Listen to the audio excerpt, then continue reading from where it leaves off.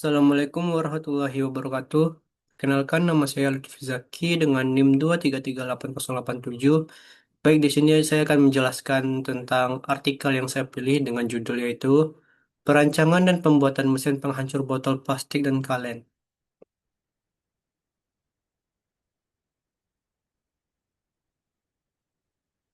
Baik, langsung kita masuk ke abstrak. Penelitian ini menyajikan proses perancangan, pengembangan, dan pembuatan mesin penghancur kaleng dan botol secara otomatis. Tujuan utama dari penelitian ini adalah merancang mesin yang portable dan kompak yang mampu menghancurkan botol plastik serta kaleng untuk mempermudah proses daur ulang sekaligus mengurangi kebutuhan tenaga manusia. Mesin ini menggunakan mekanisme single slider crack, di- yaitu sistem tumpuan atau fulcrum, serta fitur otomatisasi dasar untuk mencapai proses penghancuran yang efisien. Penelitian ini juga mencakup kajian yang menyeluruh mengenai gaya yang bekerja, elemen desain, serta proses manufaktur, sehingga mesin yang dihasilkan memiliki aspek ergonomi yang baik dan mudah dalam perawatan. Komponen utama yang digunakan antara lain yaitu puli, belt, motor induksi, dan speed reducer. Penelitian ini diakhiri dengan proses perakitan dan pengujian yang menunjukkan bahwa mesin tersebut efektif digunakan dalam aplikasi daur ulang. Tujuan dari penelitian ini yaitu untuk memahami konsep dasar desain mekanis, pengembangan alat penghancur kaleng otomatis yang ramah lingkungan. Desain ini menggabungkan fitur otomatisasi dasar, mekanisme single slider crack, dan sistem fulcrum untuk memastikan proses penghancuran kaleng dan botol berjalan efisien. Proyek ini menitik beratkan pada pengurangan kebutuhan gaya tekan serta peningkatan pemahaman terhadap sistem mekanis, gaya, dan prinsip-prinsip desain. Produk akhir berupa alat penghancur botol dan kaleng otomatis yang dirancang agar portabel dan mudah digunakan di ruang publik. Tujuan utama dari desain ini adalah portabilitas dan kekompakan mesin, sehingga memungkinkan penempatan yang praktis di area publik manapun. Agar perawatan menjadi mudah, desain dan konstruksi mesin dibuat sesederhana mungkin, mengingat alat penghancur botol ini merupakan perangkat yang dioperasikan secara manual. Maka sangat penting untuk memaksimalkan efisiensi kerja pengguna. Berdasarkan pertimbangan tersebut, mekanisme ini diciptakan. Dimensi serta elemen desain lainnya disesuaikan agar mampu menghancurkan botol dengan beberapa variasi berdiameter. Selanjutnya, komponen utama dalam alat mesin penghancur kaleng otomatis ini. Yang pertama itu adalah motor listrik, piston, connecting rod, pulley belt, sabuk, pereduksi kecepatan atau speed reducer, dan rangka. Prinsip kerja dari alat ini yaitu menggunakan puli kecil yang dipasang pada poros motor untuk memutar puli yang lebih besar pada poros lain.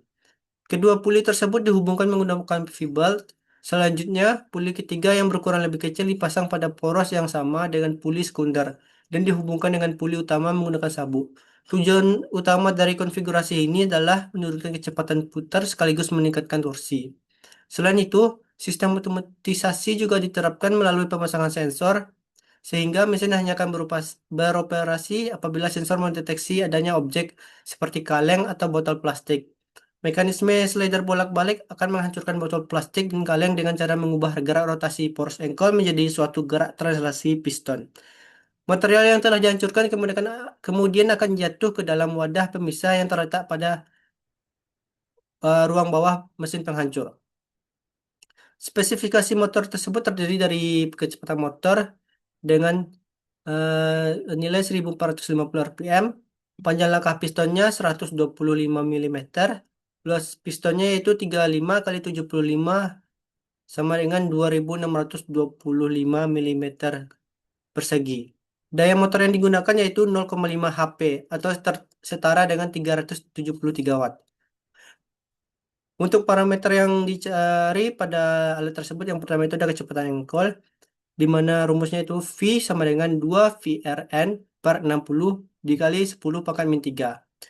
Di mana R tersebut adalah radius engkol dan N merupakan nilai RPM dari engkol tersebut. Eh, Lalu kita masukkan nilai yang telah diketahui pada artikel dan didapatkan hasil Untuk kecepatan engkolnya yaitu 19,26 mm per second.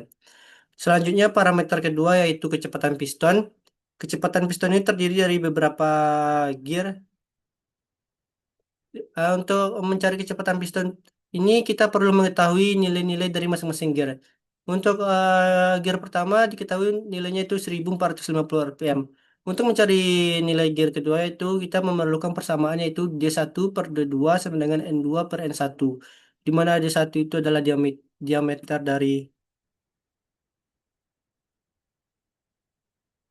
dari piston.